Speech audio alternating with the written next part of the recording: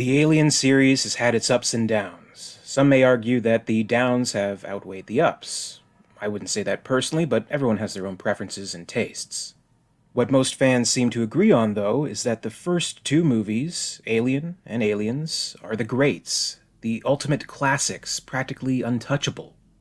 You don't necessarily need to call yourself an Alien fan if you love those two movies. They're pretty much universally acclaimed as great achievements in film in general. That's part of the reason why in previous videos I thought it would be an interesting experience to seek out negative opinions of this beloved pair of films. I journeyed into the depths of the IMDb user comments, where, on the internet's most well-known movie resource site, any user could create an account and have their voice heard. The negative reviews against Alien and Aliens were fascinating, but as an admirer of the movies, to me, obviously wrong. Obviously way off the mark. That was the general premise behind those videos. Who would have the gall to take a look at a great movie like Alien or Aliens and slap it with a 1-star rating? What would they say to justify it? Is it actually valid criticism, or just worth poking fun at? As terrifying as those IMDb journeys were, it was all in good fun. It was an amusing experience. But now the spooky Halloween season is upon us once more, and I have to ask myself, do I dare venture back into those dark corners of the internet? Do I continue this tradition and see what users on IMDb have to say about Alien 3? Originally, I didn't have any intention to, since this is a completely different set of circumstances. Regardless of how you feel about Alien 3 personally, it is, objectively, the first time we began to see flaws in the series. Many critics were not kind. Many fans were disappointed. This is not a classic, universally beloved film we're dealing with here. I personally love Alien 3, but it wouldn't be that much of a surprise to me to see reviews that rated it with the dreaded 1-star on IMDb. And I could sympathize. I could somewhat understand. But then I thought, why? As someone who genuinely enjoys the film and finds it in good company with the first two, what exactly is it about Alien 3 that would cause someone to absolutely hate it? There's some obvious stuff I can acknowledge. There's the major plot hole of the alien egg, magically appearing on the Sulaco. There's the off-screen deaths of Hicks and Newt, who were great characters that we put a lot of investment into with the previous film. The majority of the characters here are murderers and rapists who we can't really have too much affection for. It's generally a bleak movie, perhaps overly so. But would all that amount to a bad movie worth only 1 star? Not necessarily. So I guess the purpose here is to try to reach some kind of understanding of the negative views of the film, to see where these people are coming from, to see if patterns emerge, and to just gain some sense of why Alien 3 offends in the way it does. This is still IMDb though, so be prepared for some wacky comments, nevertheless. And strap yourselves in, because it almost goes without saying that there are a lot more negative reviews for Alien 3 than there were for Alien and Aliens combined. Currently, there are 985 user reviews for Alien 3, and of those, there's a whopping 68 1-star rated reviews. Some of these ended up being duplicates, so it's more like 65 or so, but still a significant amount. These range from as far back as 1998 to as recently as last month, so they've certainly accumulated over the years. It's worth noting at this point that the 2003 assembly cut version of the film does not have its own separate IMDb page, so unless we're looking at a pre-2003 review, or if the reviewer explicitly states which version they've watched, it may be difficult to determine if they've seen the alternate version. I'd say this is a significant factor because a lot of people say the assembly cut is a big improvement and even the superior version of the film. But for argument's sake, let's just make the assumption that these reviews are directed toward the 1992 cut of the film, unless otherwise noted. One more thing before we begin, this may be a few miles of bad road, so let's try to make this a little fun. We're going to play a drinking game. In my previous video, I went into details about the rod puppet effects of Alien 3 and how oftentimes they're confused for CGI effects. I expect to see lots of comments about CGI in these reviews, so every time someone mentions CGI, take a shot.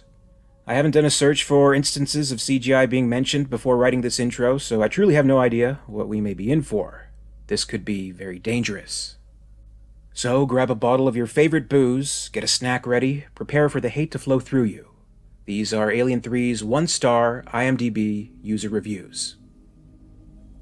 Our first review is titled, Worst Sequel Ever Made? By user Torso on October 17th, 1998. Here's what Torso had to say. Alien was a relentlessly bleak, beautifully atmospheric masterpiece of horror and dread, one of the few truly adult examples of the science fiction genre. Its sequel, Aliens, was far less disturbing, aiming more for visceral action movie thrills. Nonetheless, it was still a powerhouse of a movie, especially in its wonderful special edition Laserdisc incarnation. The notorious Alien 3, on the other hand, is an utterly miserable failure. Certainly the most insultingly juvenile follow-up to a good movie since the equally terrible Return of the Jedi. From its hopelessly rushed, sloppily edited opening title sequence to its endless, murky alien cam chase finale, Alien 3 consists of nothing more than a shocking series of miscalculations on the part of the filmmakers who managed to create not even one moment of suspense, horror, or thrills in nearly 2 hours of MTV-styled tedium. Particularly frustrating and embarrassing for the viewer is watching Sigourney Weaver and Lance Henriksen, two great performers, struggle to create anything interesting with their underwritten characters. Both fail horribly. Even Alien 4 looks great in comparison to this, possibly the worst sequel ever made. So, first and foremost, it doesn't compare to the first two, according to this user, which I guess is a given. Problems with the editing, didn't care for those corridor shots with the point of view of the alien. Says it lacks suspense, horror, and thrills, generally underwritten. One thing I do have to agree with is that it just isn't all that scary. The first two have scares and suspense that still hold up to this day. Alien 3 just wasn't able to create those suspenseful kind of scenes. Even in the making of documentary, producer David Giler pointed out that its biggest problem was it just wasn't scary. It's a moody and atmospheric movie. There's certainly a sense of dread, and I loved all that, but it's true, it's not especially scary. And I think you come to expect that with an Alien movie, so it let down in that respect for a lot of people. Fair enough. Worst sequel ever made is a bold statement, but lacking suspense and thrills of its predecessors is definitely a valid criticism. Our next review is from a user named Kevlar from December 11th, 1998. The title, Wretched, Horrible Loser of a Flick with One Funny Scene. This piece of waste is a total disappointment to anyone who came close to liking the first two. The only good moment is, just after the dog alien pulls a monk/prisoner to his off-camera blood-spraying death, and ignoring for a moment that the survivors decide it's okay to play next to the hole in the ceiling it just left through, another monk/prisoner has a tremendously funny look on his face as he mops up the remains, casting furtive whole-ward glances, giggle. But to get to this point, the viewers have to suffer through about, 500 other scenes that are total crap, the off-camera, totally inconsequential deaths of Hicks and Newt, the shaved head look for Ripley, conveniently after the magic makeup sex scene. One shot they're about to kiss, no makeup, next shot they're starting in, and paf, Ripley gets a makeover. Enjoy if you can. End rant. This review is a little strange. I'm not really sure of the magic makeup that's being referred to. Some post-coitus afterglow that maybe I didn't observe. I don't know. The death of Hicks and Newt is mentioned for the first time in the reviews here. I'm sure it won't be the last, but generally this user was obviously not happy with the movie. Aside from Andrew's death scene, I guess. The next review is titled, Please, from user Alyssane7 on December 23rd, 1998. Ridley Scott, where are you? The Alien series has sadly declined since its initial entry. The first was obviously awe-inspiring. Alien 3, don't waste your time.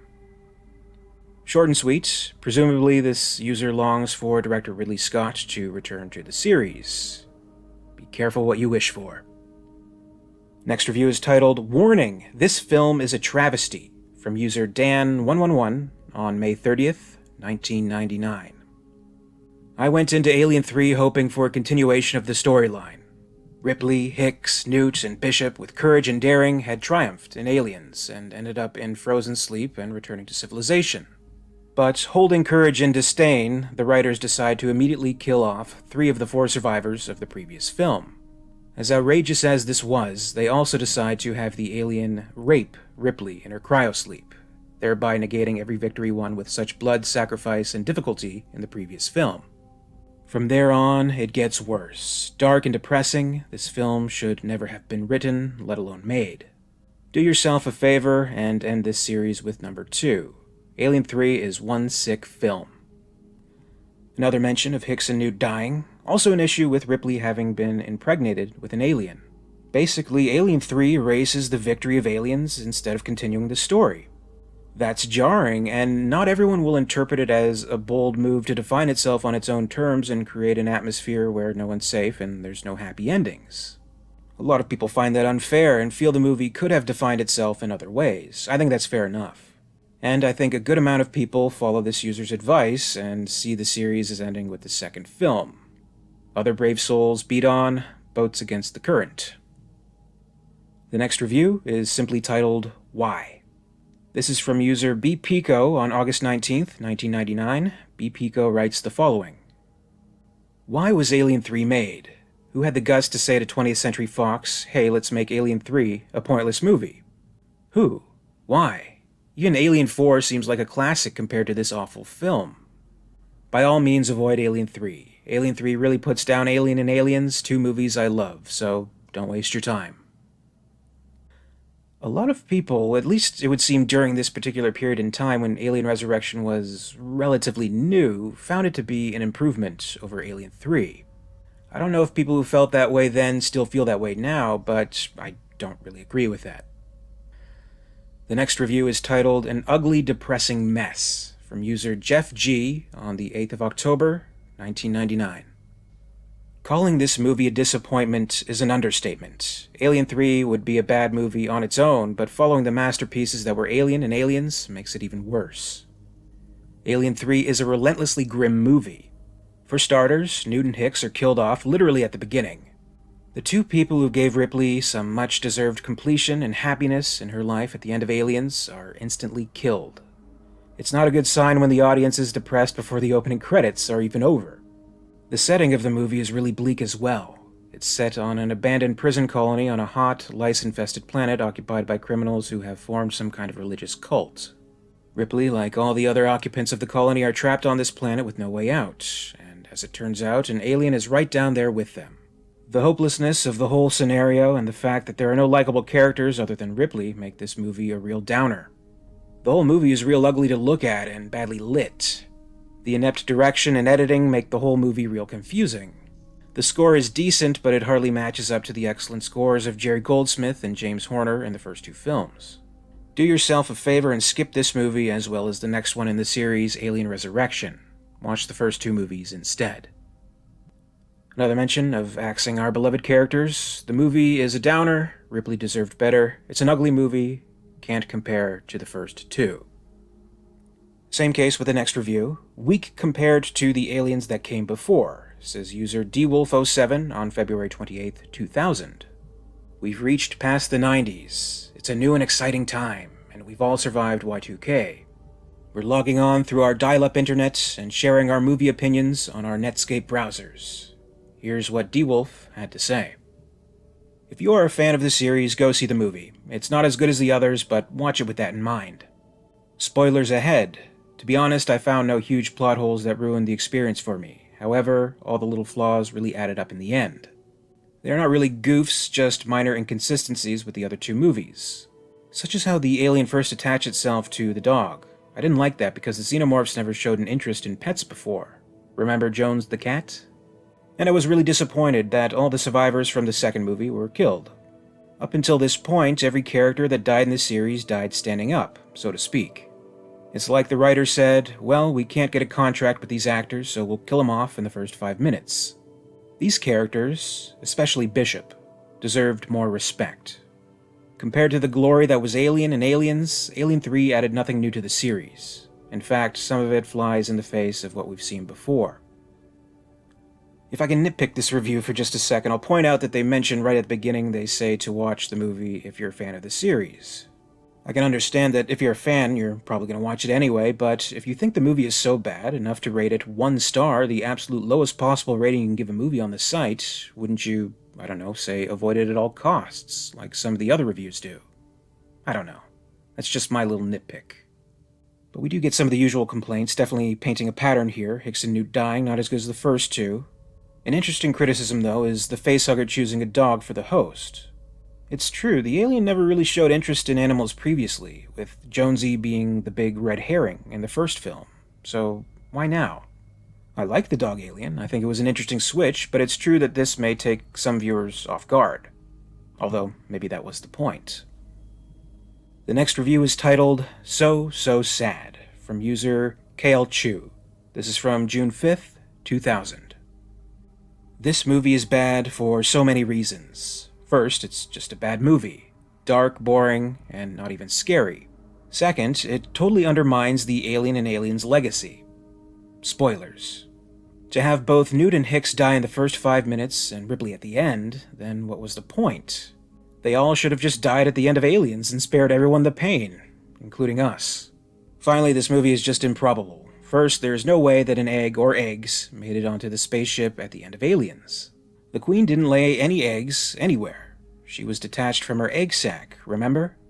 Even if you want to believe that eggs could have been on board, you can't believe that if you clone an infected human, that you also get a clone of the alien. Sorry. I could overlook those plot holes if the movie was any good, but like I said before, it wasn't. Some usual complaints here, but this is the first of the reviews that gets into the detail about the egg getting on the Sulaco as a big problem. I think that's definitely something that definitely bugs a lot of people. This user says they could forgive the plot hole if the rest of the movie had been any good, but according to them it was not. Dark, boring, and not scary. Here's something very interesting though. Within this review, written over 20 years ago, there's actually an update from this year. So KLChew went back to edit this review and added just a little more. Update 2021. Still terrible after all of these years. I was told to give this movie another chance. Maybe time will let me appreciate things I missed the first time. Nope. Still a really, really bad movie, and now the special effects have aged poorly. The CGI alien looks really bad. Take a shot. This movie is worse than I remember. So much pointless running and yelling. So many indistinguishable and uninteresting characters, and still extremely pointless. There's no reason for any of this to exist. First mention of the egg on the Sulaco, first updated review revisiting the film years later, and first mention of CGI. An interesting review. With the update, I'm not sure if the user watched the assembly cut version this time around, since it would have been non-existent at the time of originally posting the review, but either way, they haven't changed their mind. They still think it's so sad. The next review is from David Richmond on September 27th, 2000. David says, I really wish someone would make a sequel to Aliens. This movie definitely wasn't it. There were plot holes you could fly a starship through, starting with a ridiculous initial premise. The characters were uninteresting. I was never sure who just died or why I should care. I've always believed that there was more potential backstory that could have been mined from the original Alien. Primarily, some scriptwriter could have given thought to the original alien spacecraft, where it came from, why they were transporting these creatures, what went wrong, etc. Unfortunately, that would have required intelligent thought and some originality, which is not what went into this film.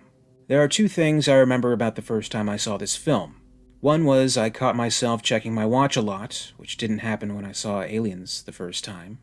Second, I remember feeling utterly depressed when it was finally over. Over the years, I've largely been successful in purging this film from my mind, but every now and then something happens to remind me of it and how much I hated it. As I said, I wish someone would make a sequel to Aliens, forgetting that this travesty ever existed. I know we're not going to get the benefit of decades later updates as we had with the previous review, but I do wonder if this user was ever aware of the William Gibson version of Alien 3 that never made it to the screen. It eventually became a comic, a novel, and an audio drama starring Michael Biehn and Lance Henriksen. I think that gave some people some closure, so David Richmond, if you're out there, let me know. The next review is from Eisenberg E. on April 8th, 2001. The sequel that should never have been made. This film is perhaps the worst A movie made in this genre. I say A movie to distinguish it from poorly done B movies where you don't expect much in the first place. It would have been bad just because the camera work showing the alien was so poor, but the real crime is that, by answering the question of what happened to the android and the little girl Ripley saved in Alien 2, and given what happens to Ripley in this movie, you feel like your investment in the series and in the characters was a complete waste of time and emotion. Thus, this movie not only ruined itself, but the entire series. Do not see this film. Some of the usual complaints appear here. The favorite characters die, and along with it, all of the investment. I think it's fair enough that this user goes to the effort to distinguish it as an A movie, since it's true that a lot of people throw around the phrases like worst movie ever or worst sequel ever, but there's plenty more bad than a big production like this, in fairness. So within this category, on these terms, Eisenberg E sees Alien 3 as a major failure and feels it ruined the series. Maybe at this point, in 2001, with the internet flourishing the way it was, more and more people were able to get online and share their opinions on movies. With that, I think a lot more people were able to voice their defenses of Alien 3. This next user has a response to that. Criminally overrated sequel, pathetic monster movie, says Elfx97 on April 11th, 2001. I'm very tired of hearing so much hype about Alien 3. The movie is criminally overrated. Here's why. First, the writers failed to go a different direction with this plot. After James Cameron's brilliant first sequel, where Ripley and crew had every weapon imaginable at their disposal, it is a very tiresome movie that Ripley would now be stuck to fight the alien creature again with no weapons at all. Alien, anyone? This is the direction this epic saga should never have taken. In order for a series to evolve, it needs to make progress and break new ground. Alien 3 failed to do so. Sigourney Weaver puts in the worst performance of the series as Ripley. Charles S. Dutton ruins this movie with his constant overacting. His speeches are terrible. In fact, I think all the actors did a below-average job in their roles. The dialogue is awful and basically consists of F-words. Some credit goes to Fincher, who at least tried to give this movie decent cinematography and art direction. On the other hand, his approach is often too heavy-handed, and his ultra-dark atmosphere does not fit to a survival horror series. The special effects are pathetic. How this movie was nominated for an Oscar for Best Visual Effects is beyond me. In short, an abysmal script, bad actors playing one-dimensional characters, facing an all-too-well-known enemy, worst special effects ever, and a lame alien creature that cannot hold a candle to the truly terrifying Alien Queen. Fair enough, the Alien Queen is hard to top. The Queen is absolutely iconic. I absolutely disagree about the performances, though. I think Sigourney Weaver is fantastic. And I love Charles S. Dutton in this movie, and I thought his speeches rocked, but that's just me. The next review is from user Nogami from June 8th, 2002. The title, Ruins Everything Good About the First Two Films. I'm not going to justify this piece of filth by writing a long review. Alien 3 ruined all of the characters and atmosphere created by the first two movies. I remember walking out of the theater wanting my money back. A short and sweet review, a very angry theater goer. The next review says, sucks, especially when compared with the others, by user MoilyGXila on July 10th, 2002. Spoilers, spoilers. Sure, Alien was cool, Aliens was really cool, and Alien Resurrection was okay, but this movie is a disgrace to the series. Ridley Scott and James Cameron directed the first two, which is why they are much better, but who is the guy who directed this? I've never heard of him, and he can't compare with James Cameron. See this movie only so you might be able to understand Resurrection and for the cool alien effects, but the people don't even fight the alien in this one. They at least try in all the others, but most of the prisoners are killed by an accidental explosion. No one in this movie can act either. They only made this movie to try and copy Ridley Scott's and James Cameron's success with this movie. I feel sorry for all those who saw this in theaters. A little interesting that this user hadn't heard of David Fincher at this point. By 2002, his stock was surely rising. After Alien 3, Fincher went on to make Seven, which was one of the biggest hits of the year, as well as The Game, the very popular Fight Club, and in 2002 had also made Panic Room. So he was fairly known at that point, not that I suppose it would change this user's opinion on Alien 3. This next one is an amusing little vignette, very creative. It's from user Neon Samurai from October 10th, 2002. The title is A Fly on the Wall in the Fox Studios. 20th Century Fox Studios, circa 1990. Executive 1. Hey, I've got a great idea for Alien 3. Executive 2. Great, let's hear it. Executive 1. Well, you know that Alien had one alien, and then aliens had lots. Executive 2. Uh-huh. So you're saying that logically we should have... Executive 1. That's right. One alien.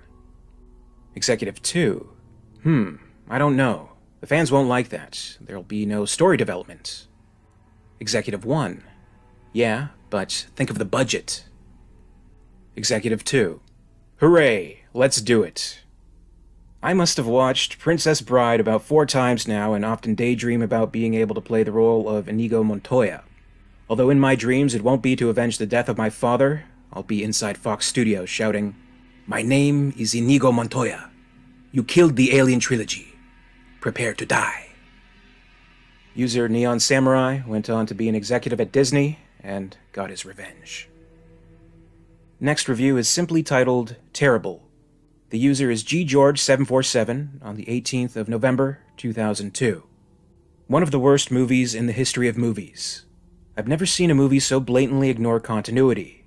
There were no eggs in the sleep chamber. The hypersleep pods are totally different. The ship design was different. The Sulaco painted on the ship was white instead of black. The alien was plainly stupid and not cocooning the victims as in previous films. Killing off the main characters was pointless. The prisoners know only one word, the F word. The gore is excessive and thrust directly in the audience's face, unlike the stylish methods in the first 2 films. This was not an alien movie. It was a copycat clone that screwed up every chance it got. Those who say it was a good or an okay film are forgetting that it is a sequel, which has certain responsibilities to live up to. Michael Biehn, Hicks, once said, "They will never top Aliens." He was right. Next review, absolutely horrible, sad face, by Resident Nomad on June 20th, 2003. I am a big fan of the Alien series and own both of the first 2 movies. After watching Alien 3 again recently, though, I was reminded how horrible it was. It was very cheap and reminded me of a bad made-for-TV movie. It rearranged the rules that were set up in the first 2 movies and switched all sorts of things around. This is the worst movie I have ever seen. User Jaffar Cree 340 calls Alien 3 the worst sequel ever. This review is from July 7th, 2003. How does one follow up one of the greatest action/adventure/suspense movies of all time? Not by producing total crap like this. Spoiler warning, but consider it charity instead. If you saw and liked Aliens, avoid this movie at all costs. You had an excellent film in Aliens, one which could have ended the whole Alien saga right there, and we would have all been happy. But no, some idiot in the studios decides he's going to buy the rights to make a 3rd flick and does an absolutely horrific job with it. First, let's ruin the previous movie by killing everyone. Then let's send the main character to a veritable planet of hell and do a Mad Max-ish rehash of the first movie. Oh yeah, let's kill her in the end too. Total failure. There are few movies that I actually hate. Granted, Lynch's Dune sucked, AI was depressing, but this one is just total crap and a half. I hate this movie for what it did to the whole Alien saga. I give it 0 out of 5 stars. In fact, throw it 2 or 3 stars into the negative scale. With this review, we're going off the scale. This user would rather rate it even lower than 1 star. That's saying a lot. Some usual complaints, but a side dig at David Lynch's Dune, another movie well known for production problems. But one that also still has fans to this day. With the new version of Dune now released, a lot of people have revisited the Lynch film. Much like Alien 3, it has many fans despite its problems. I haven't seen the new Dune yet, but I do actually like the Lynch version. It's not bad. Let me know if you're a fan. The next review is from Clyde Stuff on July 9th, 2003. Fincher single-handedly destroys what could have been a great series. It is very rare that I rate a movie as low as I rate Aliens 3, 1 star out of 10. There are lots of bad sequels in the history of filmmaking, so that in itself is not unusual. Yet it wasn't enough for David Fincher to make a mound of garbage such as this. In the process, he felt it necessary to completely obliterate the Alien movies by totally disregarding everything that had come before this film. I'm not saying he had to make the same kind of movie as the previous 2 films, but to kill 2 main characters in the first 5 minutes of a sequel, 2 characters that we had invested so much time in Aliens. And to do it without blinking an eye is not only inexcusable, but makes Alien 3 so downbeat from the start, it's hard to care 1 iota about what comes afterward. The closest thing I can compare it to would be if George Lucas had killed Princess Leia and Han Solo in the opening scroll of The Empire Strikes Back. As if all this wasn't bad enough, there is not one character in this movie that we care about or gives us any reason to care about them. They're just there to supply food fodder for the aliens when they decide to pop out and move the plot along. Then again, we see so little of any of the characters as Fincher decided not only to make a dark film, but to film it in the dark as well. I guess this is what one calls atmosphere. I call it covering up your big boo-boo. Poor Sigourney Weaver, she does try. Yet we know so far in advance what is going to happen to Ripley that we are not shocked or saddened by it.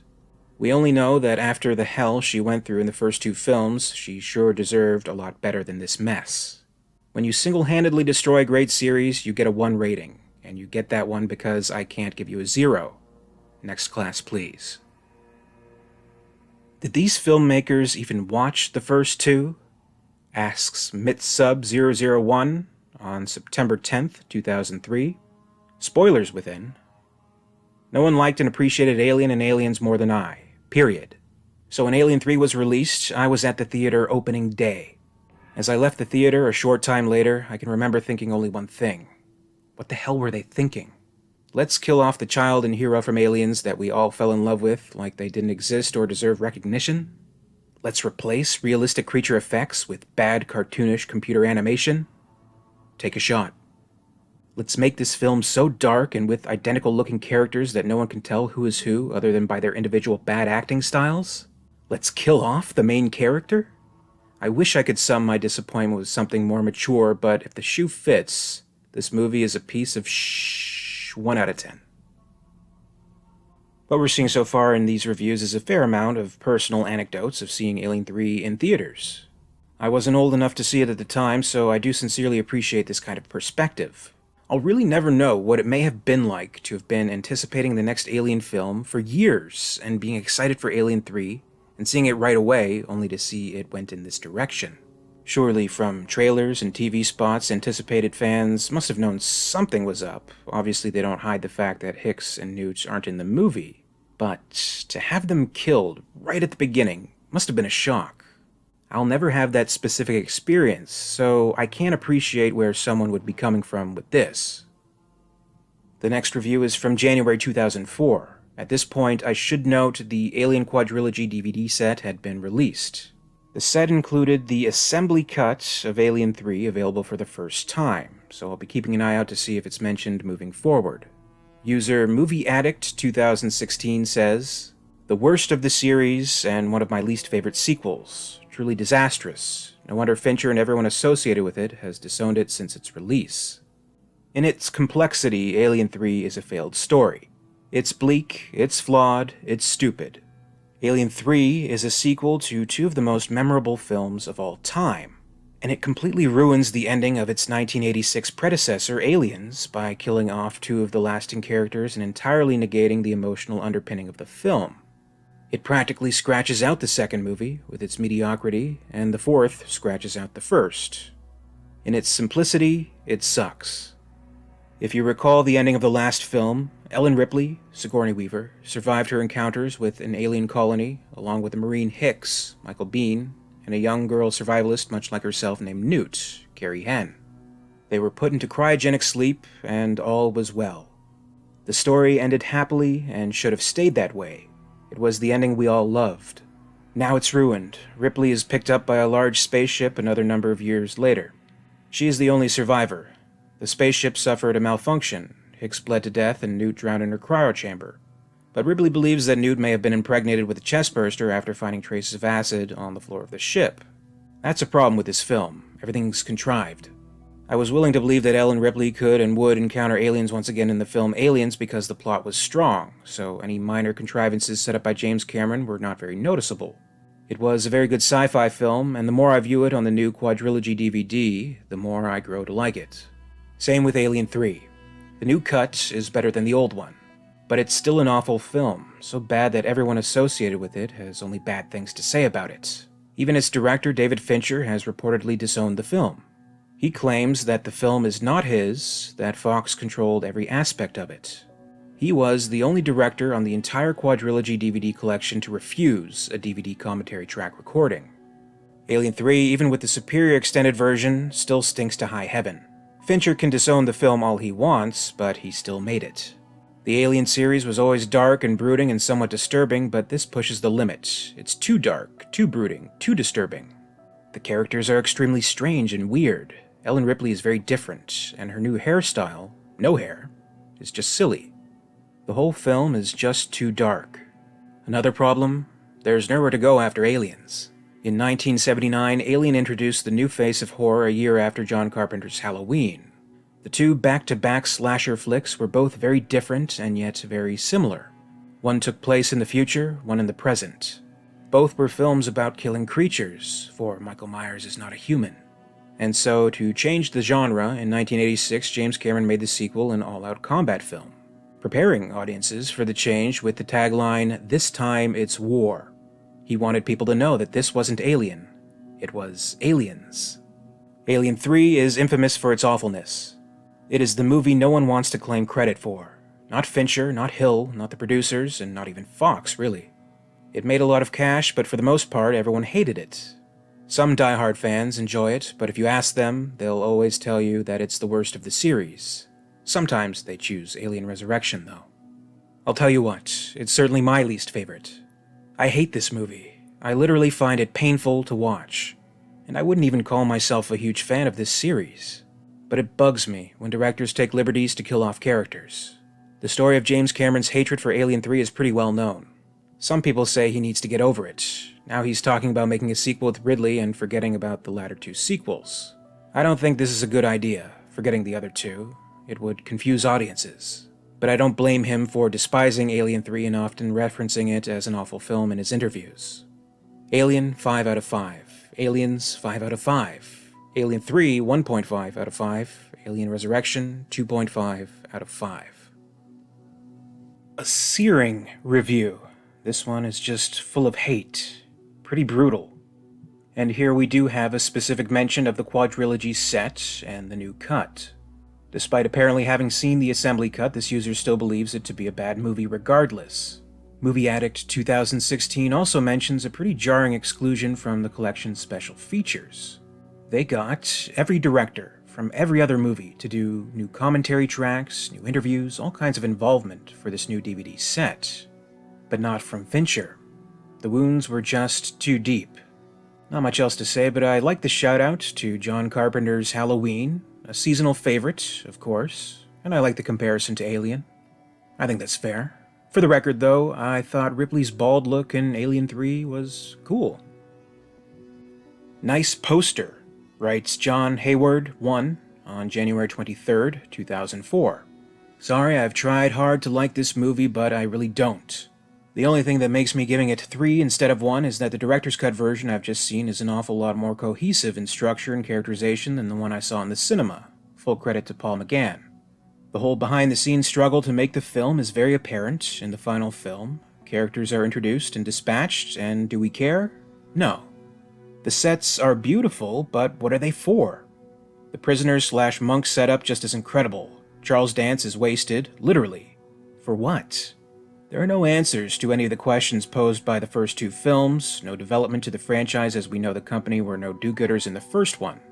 The only scenes, apart from the restored Gallic ones, that meant anything to me were the ones involving Ripley, Bishop, the android, and the bodies of Newt and Hicks.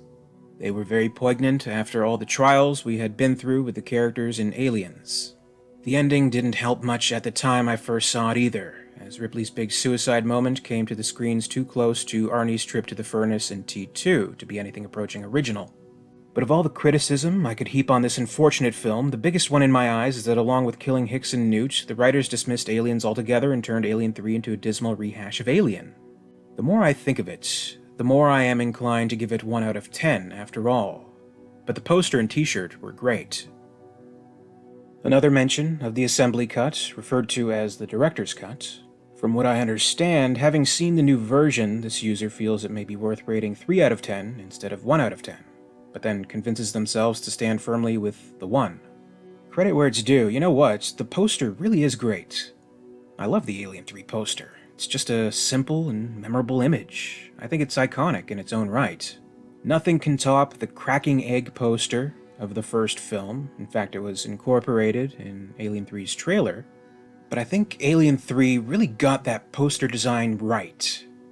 Also some criticisms of the ending being close to that of Terminator 2, released a year prior. I think at the time the movie first came out, at least, a lot of people were making this comparison, and it seemed to take away from the effect of Ripley's sacrifice. 30 years later, though, maybe it's not so much an issue. The next review is from user Nop8 from January 24th, 2004.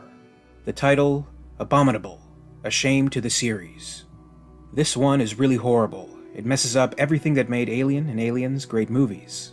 The transition from the end of Aliens to the beginning of this crap makes no sense at all. The survivors of Aliens are simply killing off, probably for no better reason than the script simply doesn't fit into the Alien series at all. A military ship jettisoning its crew after a tiny fire? Don't they build warships to stand a little damage anymore? An escape pod crashes headlong into a planet with not even an attempt at steering or braking. Wasn't there something called landing? And all of a sudden, 2 aliens pop up out of nowhere. The nice high-tech environments and cool hardware are exchanged for a prison that more reminds of sewers than anything else. And from there, it's just a boring matter of watching the alien doggy eat all of those feeble, uninteresting characters. Good that suddenly humans can outrun the doggy. I've seen this one once, and being a fan of Aliens, I regret it. If you liked Alien and Aliens, do yourself a favor and stay away. Absolutely awful, with many exclamation marks, writes Jedi7, February 24th, 2004. How? Why? What were these writers thinking? How can you take a movie like Aliens, arguably one of the best movies of all time, and in essence ruin everything it stood for? Aliens had a great story and developed characters you really learned to care about. Then along comes Alien 3. When I first saw that another Alien movie was coming out, I was extremely excited, being a huge fan of the previous 2. I could not wait to see the continuation of Aliens. What happened to the survivors, Hicks, Newt, Bishop, and Ripley? These characters were awesome. The developing relationships between Hicks and Ripley, and Newt and Ripley, really added to the story. The characters in Aliens made the movie special. So what does this piece of garbage Alien 3 do? It kills off the survivors from Aliens and replaces them with awful characters within an awful story. I am hoping and praying that Mr. James Cameron comes aboard to direct Alien 5 to stop the bleeding. He can pick up where Aliens left off, perhaps start it off 20 years later, so that he can use the same actors. Forget that the last 2 Alien movies even exist. Just awful. This is from 2004, of course, so I wonder if this user eventually ever heard of the Blomkamp Alien sequel that was proposed. Maybe they got excited to finally stop that bleeding, as they put it, only to get further disappointment at its cancellation. Sometimes you can't catch a break. As bad as a sequel can be, in all caps, writes Old 70115 on the 24th of June, 2004. Stupid, not fun, not worthy. This movie is famous for all the wrong reasons. The studio started production before the screenplay was completed. Never a good idea. The movie suffers because story is very weak. In this, Ripley crashes on a planet to a prison colony. Now Ripley is the alien. Aliens was released in 1986 and Alien 3 was released in 1992. In 6 years, don't you think the studio could have come up with a better movie? Yes, I know this movie has its fans, but I, for one, am not a fan of long, boring movies. There's so many things wrong with this movie, I could go on and on. To save time, I will just tell you one of them. We see a fan blade in the background, and so the audience knows someone is going to die in that blade. In 2003, Fox released the original cut on DVD of this movie, and it's just as boring as the movie they released in 1992. Also, Fox could have saved itself when Alien 4 came out. They could have Ripley waking up from the nightmare, and thus Alien 3 was just her dream. That way, we could have had all the survivors from Aliens in Alien 4. Yes, I know that is too Dallas, but Alien 4 wasn't much better than this. Yes, David Fincher has gone on to make Fight Club, Seven, and Panic Room, but I think this was his student movie, and therefore plays like it. A little liberal with the exclamations in this review, but you get the point. I also have a big pet peeve with people writing should of instead of should have or should have, but whatever. This isn't grammar school and we all make mistakes. Another mention of the assembly cut in this review, but this version did not convert this user. There's also mention of the possibility of making Alien 3 a hypersleep nightmare, which a lot of fans had been campaigning for after the release of this movie. Many still think that could be a way around it, giving it sort of a retcon. What do you think? And who shot JR? A big turnoff, writes Kevin McGee on May 10th, 2005. This is actually the only one-star review from that year. Here's what Kevin McGee had to say. Even in the first two Alien films, several people were killed by the aliens. You got a sense of triumph. Good had won out over evil. In an attempt to extend the Alien series beyond its true life, they came up with an unbelievable concept, as it goes in the world of film, to extend this series. Heck, they even went to ludicrous lengths in Alien Resurrection. This was a film made for monetary gain, nothing more. I found nothing satisfying about watching a strong character who overcame adversity in two other films to only die senselessly in this one. Shame on the people who made this movie. And Alien Resurrection. Sucked, writes Bob the Planet on May 4th, 2006. That sums it up. The most disappointing sequel I have ever seen. A remake of the first film with moronic skin-headed gits running around. Tie some wet towels on their heads and call it Monty Python's Alien Buggery Ball. They're just movies, but they should be consistent and entertaining. Shambling direction, despair, wobbly acting, despair, black holes in the plot, despair, too many low camera angles. What, is Fincher an upskirt voyeur? Despair, creature effects that remind me of a squirrel chasing its nuts around, more despair. What was the point of making this POS? Well, I learned some British slang today. Not sure about that upskirt voyeur comment, though. I think Fincher just wanted to show off the sets. Our second of only two reviews from 2006 is from user JD_SlideB from September 4th, 2006. Warning, this film is like alien acid on the brain. Abort. Abort. After giddy anticipation of the release of a third installment of my favorite monster saga of all time, I was overwhelmed with curiosity and begged my friend to take me for my birthday. I eagerly walked in with him as we bought our tickets, a popcorn, and large sodas, and we settled into our seats. I could tell by the grainy look of the film and horrible costume and sets that this was not the sequel I had hoped for, but I tried to ignore the sinking feeling of disappointment and give it a chance. I made it 20 minutes before I finally stood up in protest, jerking my bewildered date along with me, and stormed out of the theater in utter disgust and outrage. I still have never watched it all the way through, even though I have the quadrilogy box set which contains all 4 movies. I have boycotted it. The movie was so unsettling on every level that I know it would burn like alien acidic blood into my brain and corrupt all of my idealism for the first 2 movies forever. I can't afford to allow myself to be so compromised as David Fincher. I warn all true fans of the first 2 movies to beware. Avoid this movie at all costs unless you are more able than me to recover from such an assault on the imagination of such sick and twisted proportions as this film does. Another long, sad story about seeing Alien 3 in theaters, though these tend to get a little melodramatic. On April 11th, 2007, user N Polio writes that Alien 3 is an abomination of near-epic proportions. One would love to have heard the story planning sessions for this abysmal third film that pretty much put the final nail in the series' coffin before a lackluster attempt to revive it with another ill-fated fourth film. Ridley Scott's original was a simple, and then there were none, haunted house feature set in outer space, but filled with jaw-dropping class and style that made it stand out from the pack of a number of worthless imitators. James Cameron's sequel was a virtual textbook on how a sequel should be made, and that it upped the ante both action-wise and emotionally by expanding the Sigourney Weaver character, getting the audience firmly on her side and giving her a compelling relationship with a daughter figure. If the first film was an homage to a haunted house film, then the sequel is a rip-roaring homage to war films. By contrast, it is difficult to figure what the goal of David Fincher's atrocious sequel is aiming for. It does not up the ante action-wise, nor does it expand the characters from the prior films. In fact, Fincher's audience-hating mess offs 2 of the major characters from the prior film in the opening moments and sidelines another, apparently because of lack of imagination. We then discover relatively early in the proceedings that the leading lady is living on borrowed time, which all but eliminates any rooting interest in the film. While creatively Fincher has license to eliminate audience favorites from the prior films, he cannot jettison them with so little respect and then not replace them with characters at least as interesting without it seeming like a slap in the face. But that is exactly what it does. The denizens of the prison asteroid where the doomed heroine and her ill-fated crew crash in the opening moments is populated by an interchangeable melange of nobodies who blur together. The storyline, such as it is, conspires a dubious and illogical scenario of how an alien could have accompanied our heroine and then propagated itself on the asteroid.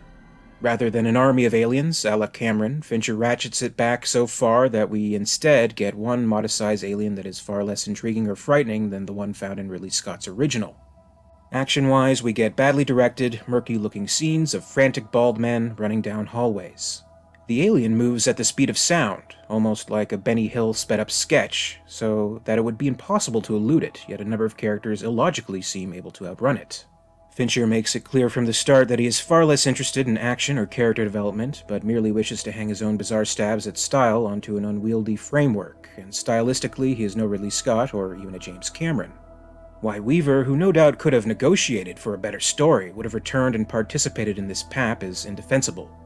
Even worse, why 20th Century Fox did not just end a promising sci-fi saga on a brilliant note and instead chose to have it interred and vivisected by hacks is equally unknowable. As it is, we have the perfect example of Class 101 on how not to make a sequel in a successful franchise. Here's another issue worth bringing up, though this reviewer brings up plenty. The finale, with the prisoners running through the corridors being chased by the alien. I love the sequence, I really do, but in fairness, it doesn't quite keep consistent with the abilities of the alien.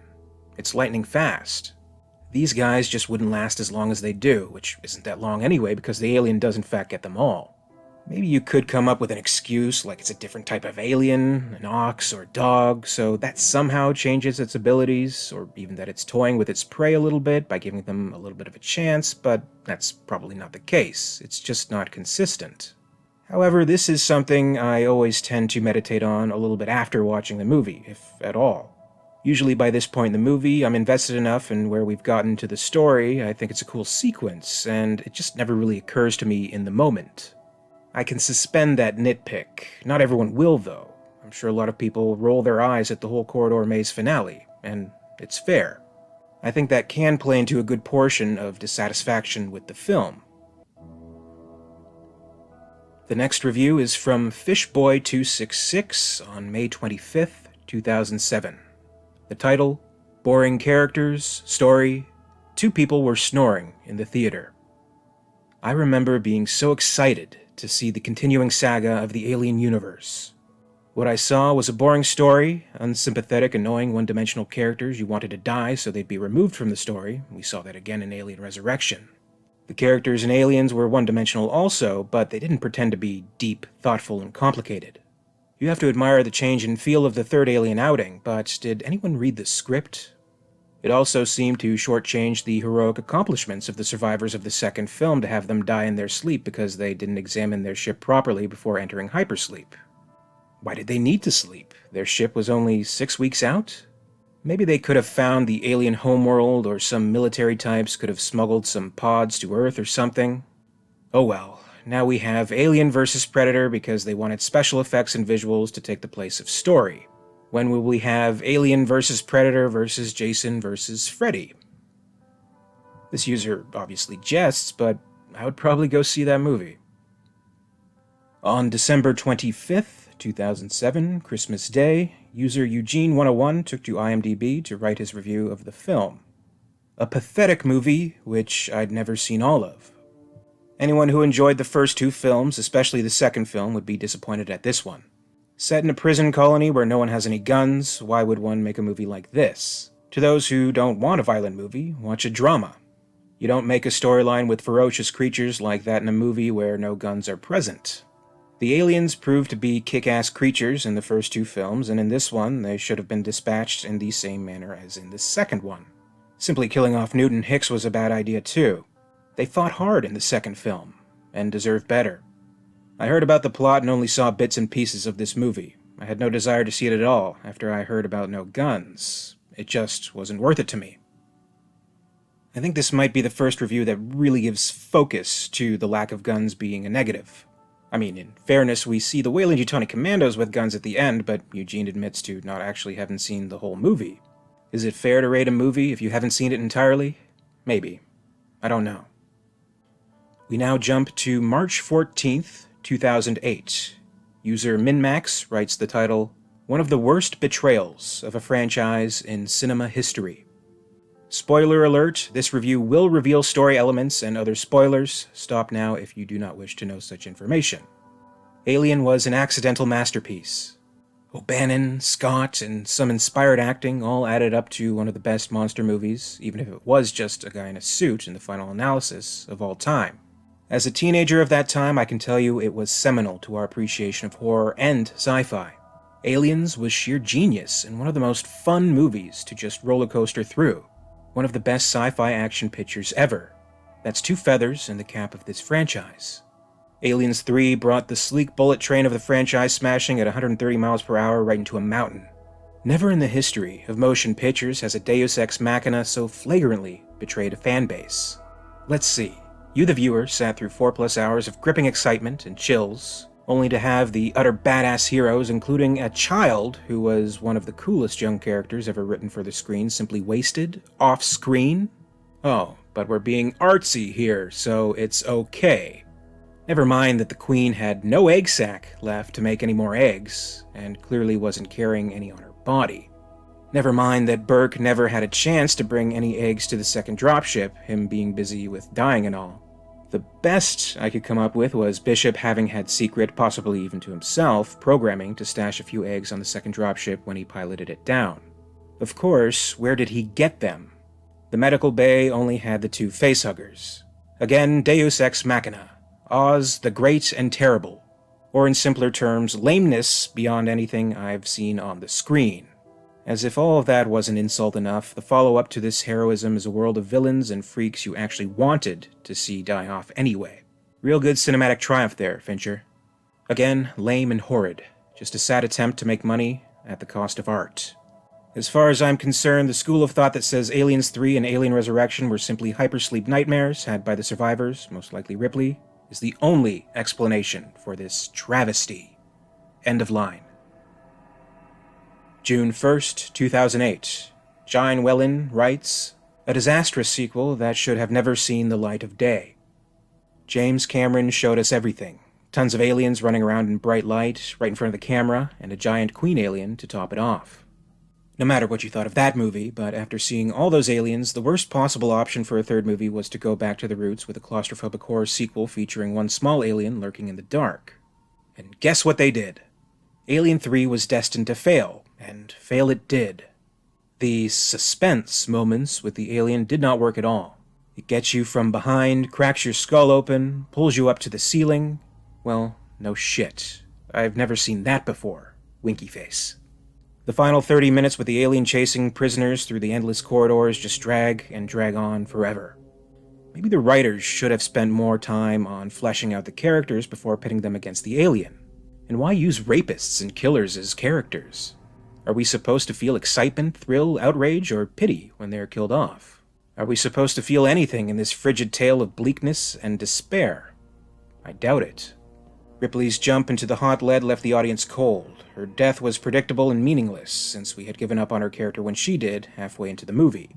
Her final leap into the bubbling cauldron was allegorical of the movie, if not the fate of the entire series, and a welcome end to a disastrous sequel that should have never seen the light of day.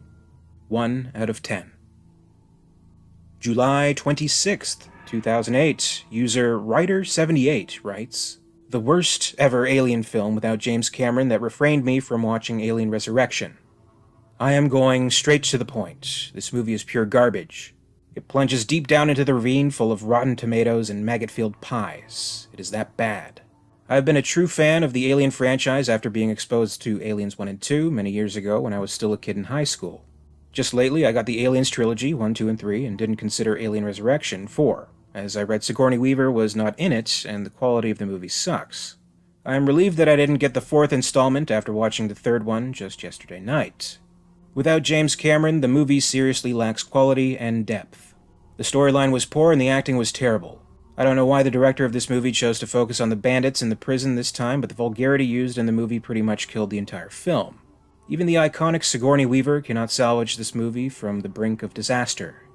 To sum it up, this film is pure garbage." A user named Just Hudson shared a review on August 2nd, 2008.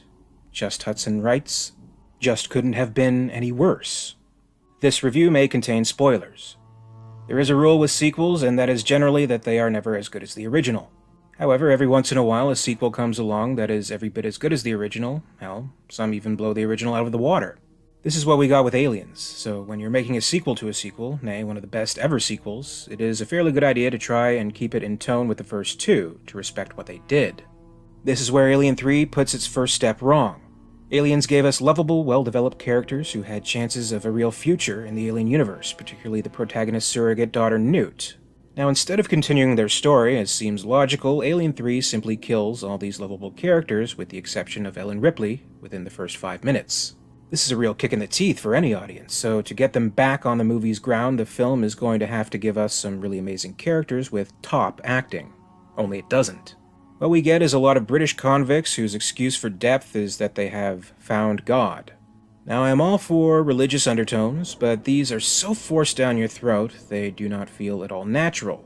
They're just there as an attempt at depth to these frankly unlikable characters. On top of this, there are just too many people. What Alien and Aliens managed was to give us just enough characters so that we are able to remember who everybody is. Alien 3 gives us far too many people, and this just adds to their lack of likability, meaning that by the end, as a huge chase involving just one alien begins, we just do not know who is still alive, and frankly, nobody cares. Even Sigourney Weaver, normally a very accomplished actress, struggles to bring Ripley, previously a likable protagonist, any sympathy elements. She is just not the same character anymore. And this is not a good thing. There are far too many petty attempts to give her character an arc that fail miserably in the face of everything that has come before. There is nothing here which touches the audience in the way the mother-daughter relationship with Newt did in the last film. There are many attempts to throw in new things by the director, but this is very much a case of throwing everything at the screen and seeing what sticks, and honestly that doesn't work this time around. If I were to give this film any points, I will say this. The score fits the scenes it has been designed for very well, and is up to par with the previous scores in the series, perhaps even superior.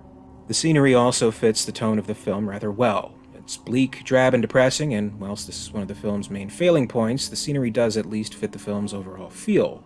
However, these are minor good points in what is otherwise an awful film with poor acting, too many characters, and an unsympathetic protagonist. Watch the first two films for fine examples of what real quality sci-fi can be like, but ignore this turgid drag. 1 out of 10. Shout out to Elliot Goldenthal's incredible score for this film. I'm glad it at least gets some praise, even in a negative review here. His musical score is wonderful, and I love it, truly. During spooky season of 2008, October 29th, we have a review from Gooey Smoo. The title, Abysmal. As someone who enjoyed both Ridley Scott's original and James Cameron's excellent sequel, the disappointment I felt with this horrible abortion of a film is almost tiring. Not only did it ruin a series which could have been one of the best sci-fi trilogies ever made, The Matrix suffered the same fate, it took everything that made Aliens great and threw it out the window. Sigourney Weaver returns as Ripley, who is now even more of a man, and even her performance can't save the film. The film makes its biggest mistake at the very beginning by killing off Hicks, Michael Biehn, and Newt, Carrie Henn, effectively alienating the audience before the film even starts. Nice work there, guys. They could have at least given a good explanation for their deaths, but instead give us the worst plot hole ever conceived, and expect us to swallow it. There are no characters in this film you can root for. Like the first two films, they're all a bunch of evangelical criminals who haven't had sex in years. The plot is inconsistent, the script is shoddy, and the special effects are laughably atrocious. The film was made 6 years after Aliens, and it looks worse. Although David Fincher has smartened up ever since he made this turkey, Seven and Fight Club are two of my favorite films, this will always be a blemish on his resume. Avoid this film at all costs, unless your hobby is wasting money. Don't even bother downloading it either. You can save that space on your computer for something worthwhile. Well, I won't acknowledge whatever disparaging remarks this user was trying to make about Sigourney Weaver, but on the subject of the Matrix trilogy, which they bring up, I'd personally say Alien 3 is at least better than Matrix 3. Who agrees? Let me know. Now on to November 15th, 2008, a user named Xbox4976 writes that Alien 3 falls flat in every regard. A3 is an unprecedented accumulation of wrong decisions, reverting back to a use-once concept, using anti-heroes in a context that requires emotional attachment, to make a trivial point that never needed to be made, underestimating the impact of the previous movie's characters, and wasting them carelessly. But maybe the biggest mistake of all was to press ahead with the production without having a clear-cut idea of where this story was heading. It is painful to see even seasoned actors like Sigourney Weaver struggling with the immaturity of the script. A battle beyond hope that ends with everyone capitulating to a hopelessly muddled plotline, awfully witless dialogue, terribly overblown pathos, and totally uninspired gore scenes. Every dramatic moment is unintentionally funny, every attempt at sarcasm inappropriate, every attempt at suspense fails to hit the mark. A3 falls flat as a horror film, but even more so as a drama. It is easily debunked as the kind of pseudo-intellectual garbage that desperately tries to be more, and fails so horribly that it must be recommended to film students as a lesson in how not to make a film.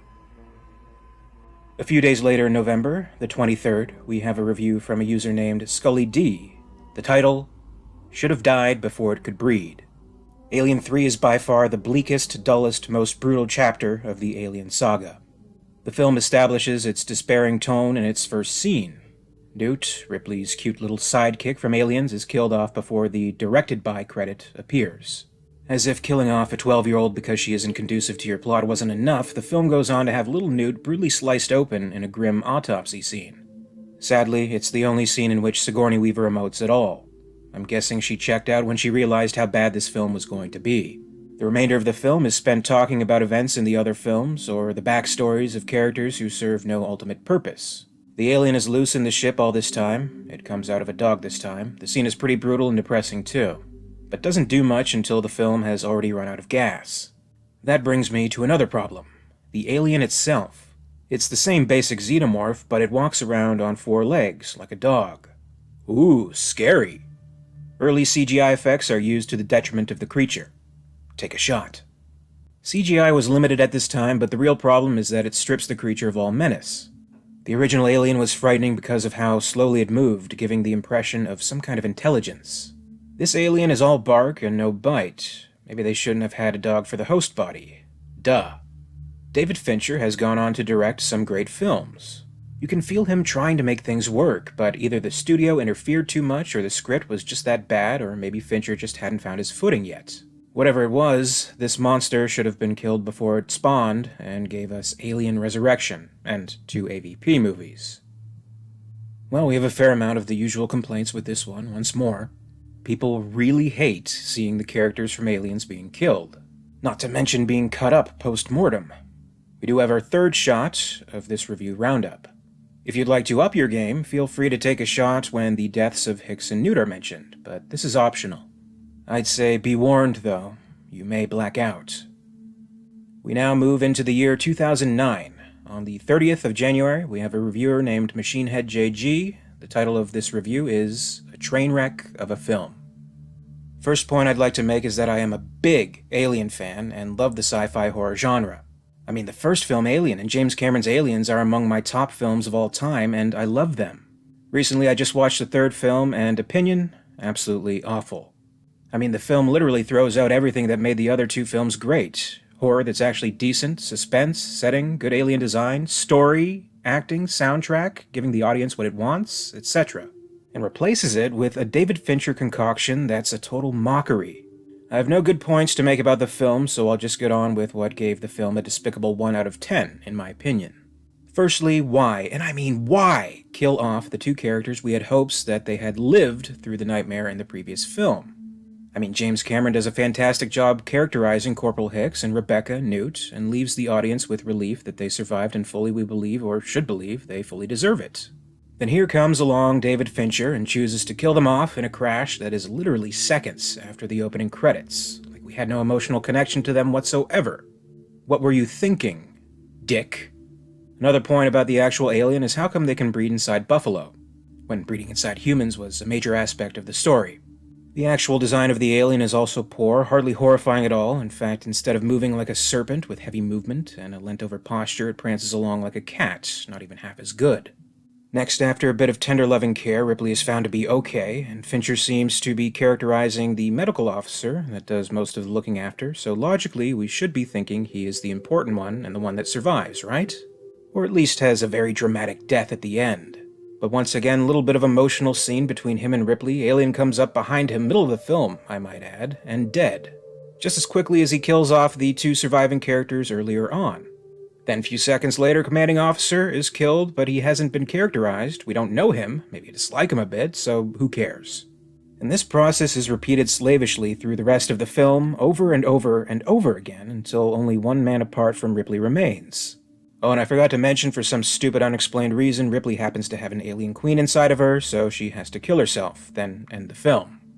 A few hints, if Fincher can read this, on how to have improved your film. Firstly, characterize characters you actually want to survive. It is very confusing for the audience to portray someone as good and great, then kill them with no one left characterized to hope to survive the ordeal. Secondly, stick to the aliens breeding inside humans. I mean, it is an aspect of the story that they breed inside humans, so changing it is just pure stupidity. Thirdly, improve the setting by a mile or scrap it altogether. I mean, it's supposed to be a sci-fi horror for most of the film. I thought they were battling the alien in a hospital on Earth. Space is infinite. If you're going to call the planet Furina 161, at least have an imagination. I also have one important question for Fincher himself. Why? Why kill off the best characters from the previous film within the first 5 minutes for no reason whatsoever? Why use a script that is utterly poor and the most basic of stories? Why does David Fincher expect sympathies or an emotive reaction from characters he didn't even characterize? And why did he have to ruin a franchise that had so much potential left? So through an awful plot, awful story, badly trying to repeat aspects from the first film, awful characters, and making a total mess of the film overall, avoid watching this at all costs. You will be very disappointed. This review brings up an interesting point. Some would praise it as further relentlessness, but others, such as the reviewer here, feels it doesn't work. So we have the deaths of Hicks and Newt, which is enough to leave a bad taste in anyone's mouth if they were invested in the last film. But if you keep with the movie, despite that, they introduce new characters, and of these new characters, the one that clearly they want the audience to invest in most is Clemens. Then what happens? He's killed halfway through. Literally right after a long, dramatic, humanizing speech. That's pretty brutal. I like that though. I thought it worked. Others may feel it's just a transparent case of jerking the audience around. How do you feel about the handling of the Clemens character? Let me know in the comments below. The next review is from February 24th, 2009. The user is Tim19. The title, Bad is an Understatement. Alien 3 is garbage, not only an insult to the Alien series, but one of the worst horror movies ever made. Or perhaps it was the worst. A non-existent script, a silly sequence of uninspired gore, and nudity scenes, laughably predictable scares, obnoxious characters, and the lamest creature effects since King Kong, 1933, make for damn crappy sequels, but this one was crappier than most. Never has a lead actress wrecked her defining role as thoroughly as Sigourney Weaver in Alien 3. She mindlessly stumbles through this entire movie. Does Ripley want to fight or die? We don't know, and she doesn't know either. There was no script when they shot all these awful scenes, there was no concept, nothing. Just pressure from the studio bosses to meet the production deadline. And then there is Weaver and the plot holes. Why does she escape the impact unscathed, and how does she get to the shore? Where did the alien egg come from in the first place, and how are there two aliens? Why does her lifeboat just crash into a planet, and how did the ship get into its orbit in the first place? How can she run around for days carrying an alien embryo, and why would she venture out of the infirmary station knowing she's in a maximum security prison for sex offenders? Unanswered questions because the actual answer is cheap writing. The writers of this movie, and reportedly there were many, didn't care about continuity or common sense. Just throw logic out the window, throw in Weaver, some alien eggs, some gore scenes, and let the audience swallow this load of crap. But Weaver was not alone in having a terrible time in this stinker. The prisoners were some of the most obnoxious characters you've ever seen. Not just lame, phony, and underdeveloped, but downright annoying. The audiences wanted them and Weaver to die. Well, then how are we supposed to be entertained? Guess we weren't. It's a Fincher movie, and undoubtedly his worst to date. Half of the lines in the movie are four-letter words, but don't take that to mean the rest of the dialogue is sophisticated. After 2 hours of tiresome slaughter scenes, the number of characters has been thankfully reduced from a distracting 25 to 3. predictably including Weaver's character, and we are confronted with the final letdown, a cheesy ending that turns out to be a laughable Christ allegory. Weaver's character is tempted, resists, and sacrifices herself, only to be reanimated for the next paycheck in the equally atrocious Alien Resurrection. This is Hollywood, and here are the facts. Alien 3 is complete garbage. It is beyond me how this story came to be accepted by the studio. I like the nod to Brian Glover's line at the end there. The only thing I'm not too sure about is the mention of nudity. Is the user talking about the scene where Ripley's naked in the infirmary? Or in the shower? They don't show anything, so it's not like it's gratuitous or just for a cheap thrill or something like that. Maybe there's a scene I missed. On March 10th, 2009, user Haslet-Fernandad31575 writes a review titled Unintentional Humor 3, with the small cubed 3 Alien 3 is known for having in its title. Here's what Haslet-Fernandad had to say. Do not avoid this movie. Watch it because it's so unbelievably bad, it's absolutely hilarious. It might very well be the worst sequel I have ever seen, but it was so bad that my friends and I were able to laugh at almost every single moment of this film. At times, we actually debated whether it was this bad on purpose, but we're pretty sure it's not. First of all, an alien egg appears out of nowhere as if it was the most natural thing in the world. Then there's a fire, and all the main characters from the previous movie except Ripley are conveniently killed. Enter Clemens, a doctor on a remote prison planet with a sad history and a future to match. He finds Ripley on the beach. They perform an autopsy on the crash victims, attend the funeral, and have sex. Next, another alien appears and slaughters the prisoners, and the doctor, ouch, one by one all over the prison. An industrial, gothic scenery that was utterly ripped off from the first movie. So was the plot, apparently, only the astronauts from Alien are replaced by filthy British prisoners who are absolutely impossible to distinguish, much less like much. The amount of profanity in this movie is hilarious. You also enjoy hammy acting performances. In one particular scene, the prison warden is killed right in front of the prisoners. One looks up sheepishly and exclaims, "Beep." And just when you thought the acting couldn't get any worse, the gang leader motivates the other prisoners to fight the alien in another hilariously overacted scene. The creature effects were so awful it made us laugh while we replayed through the worst scenes. The movie is supposed to end on a down note, but it doesn't work because it's too corny to be taken seriously. If you've seen the first two, you'll probably expect a good movie, but prepare for the worst.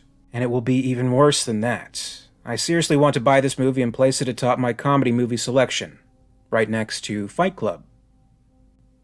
Well, at least this user finds some joy in it, finding it to be comedic, almost like a so bad it's good kind of deal. I can appreciate that. I like to watch bad movies and make fun of them too. So, if someone can get that kind of value out of Alien 3, then I guess that's somewhat of a positive thing. The next review is from MCB Fan on March 12, 2009. A very poor movie and a major letdown for the Alien series. I'm not sure I've seen a film as poorly made as Alien 3.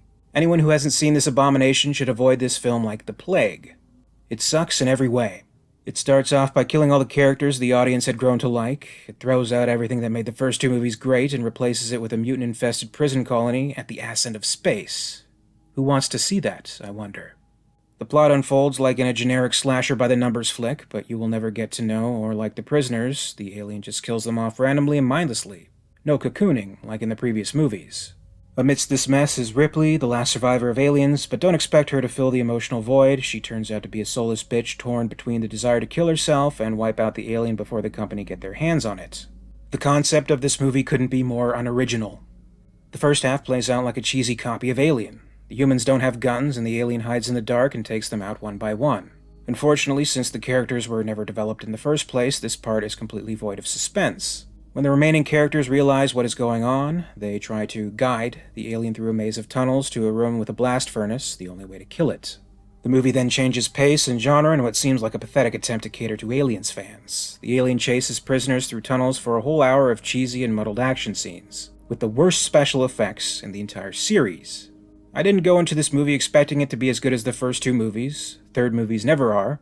But I surely didn't expect it to be this weak. A mockery of the first two movies and an insult to the creative geniuses of Ridley Scott and James Cameron. The very next day, we have another one-star review. This is what Vince Hunt says on March 13th, 2009. The title is, Worse Than Alien Resurrection. When Alien 3 first came out, people were expecting great things, certainly not a return to the old slasher formula. And to make things worse, this one had an abysmal script and uninteresting, undeveloped prison stereotypes as characters. Decreasing production value, effects quality, acting skills, the disappointment was crushing. But when Alien Resurrection came out, it was a sequel that went largely unnoticed because people had given up on this series, thanks to Alien 3. If anything, they expected another abomination, and when they got the expected result, the disappointment was much diminished. Alien Resurrection and Alien 3 were horrible movies, but AR was far from being the huge letdown Alien 3 was. It was just another bad flick. Stay away from Alien 3. It's a terrible movie with no redeeming qualities whatsoever. They put out a so-called Assembly Edition a couple of years ago, but it offered no essential improvements. The movie is conceptually flawed and can never be fixed by recutting. Beware the Ides of March. A week later, March 20th, 2009, we have another one-star review from user Inner Monologue. One mess of a movie. Alien 3, the third installment of the series, is essentially a boring, stylish remake of the first movie. Supposed to be dark and dreary, it is unintentionally funny and full of plot holes, thanks to constant studio interference and script changes. Alien eggs and facehuggers keep appearing out of nowhere and characters vanish into thin air. The characters' actions make no sense at all. For example, Ripley wakes up in the infirmary station of a maximum security prison for sex offenders and is warned about the psychopathic nature of the inmates right away, so what does she do? She takes the first chance she gets to leave the infirmary and hang out with the inmates, and stays with them even after they try to rape her. Yeah, right. Even considering the messy script, Weaver is surprisingly wooden in this, whatever happened after her career-highlighting performance in Aliens. The plot of Alien 3 is totally predictable if you've seen the first movie. There is a lot of gore, but absolutely no suspense in this movie. It simply fails to scare the audience. Like Ridley Scott once said, Alien 3 tries to be alien, but it cannot be frightening. We've seen it all before. The prisoners are the most boring characters ever written. Their struggle in the endless corridors and tunnels of the prison drags and drags. And even the religious allegory falls apart when Bishop 2 reveals himself as the stereotypical company bad guy who was never interested in saving Ripley in the first place, so there was no sacrifice on her part. She would have died anyway. I laughed tears at her pathetic Jesus Christ pose when she jumped into the molten lead. Good riddance, I thought. This little expletive who threw herself at junkies, rapists, and murderers had nothing in common with the Ripley we knew from Alien and Aliens. If Alien 3 succeeded at one thing, it was to thoroughly ruin Ripley's character. As told, Alien 3 is one mess of a movie. If you're interested in this series, I recommend to watch the first two and stop right there. Alien 3 and 4 are so bad it's better to ignore them altogether. One thing I'm noticing is that many people are saying it sort of copies the first Alien. Other than the concept of just having one alien instead of many, this isn't really something I considered. It feels different enough to me, but maybe in that first half when characters are being killed off one by one, being compared to a slasher has some similarities. But I wouldn't say that about the latter half. It's a movie that shifts in its methods, which I find interesting. Whether that was an intentional approach, I can't say for sure. It could have been due to all of the production problems. Don't tell me about production problems, writes user Oslet on May 12, 2009. Here's their review.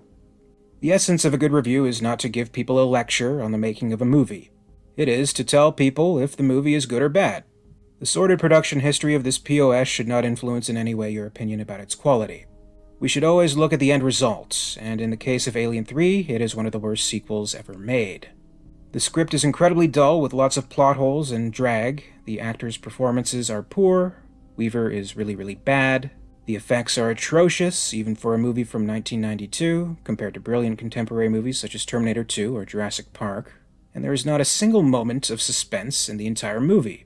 A shoddy piece of horror fiction that should have never been released, but the Greedo studio couldn't keep their hands off this great sci-fi duology. Terrible, says Stanley Strangelove on June 12, 2009. Alien 3 is the third installment in the Alien series. The original, Alien, is one of the best sci-fi horror films ever made, and its sequel, Aliens, although nowhere near the quality of the original, is a good film. Alien 3, however, is a bad film. A very bad one. Sigourney Weaver returns in her role as Ellen Ripley. This film starts where Aliens left off with Ripley, Little Girl Newt, Corporal Hicks, and Bishop the android in cryogenic stasis. The pod crashes on Furina 161, which is a mining facility and penal colony. Every criminal there is male, and each one has double Y chromosome patterns, which supposedly accounts for their criminal behavior. Ripley is rescued, but everyone else in the pod was killed. The inmates all believe in a religion that forbids sex, and now Ripley, a woman, is suddenly thrown into their world. The facility's doctor warns that her presence may be disturbing to the men. An alien bursts out of Dog's body and attacks the colony. Ripley leads the battle against the other aliens who soon appear. Supposedly, Weaver wanted nothing to do with the project, and her lack of enthusiasm shows. Michael Biehn from Aliens was so upset by this film that he demanded and received a huge amount of money to permit an image of him to be used in the film. Likewise, director James Cameron hated this film and was really upset by the ending. Supposedly, director Fincher was called late into the project, and there are rumors of studio meddling.